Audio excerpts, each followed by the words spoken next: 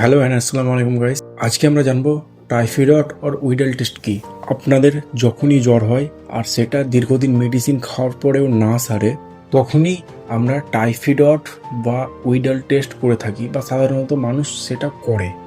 তো আজকে আমরা জানবো টাইফয়েড আর উইডালের মধ্যে পার্থক্য আর which one to best to confirm typhoid fever. So টাইফয়েডে অ্যান্টিবডি আইজিজি আইজিএম ধরা পড়ে অ্যান্ড উইডালে অগুমেন্টিন অ্যান্টিবডি ওএইচ ধরা পড়ে। টাইফয়েড ফিভারের 2 থেকে 3 দিন পর করতে পারেন, বাট উইডাল ফিভারের 7 থেকে 10 দিন পর পজিটিভ আসে।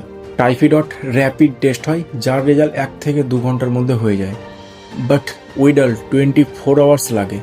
টাইফয়েডের সেন্সিভিটি অ্যান্ড স্পেসিফিটি উইডালের থেকে অনেক বেশি, and Widal sometime false positive show করে। So typhoid is best to early diagnosis. এর সেন্সিভিটি উইডালের থেকে বেশি এবং অ্যান্টিবডি আইজিজি আইজিএম ধরা পড়ে বা পাস্ট ইনফেকশন বা রিসেন্ট ইনফেকশন ধরা পড়ে। তো এটার clear answer typhoid is best.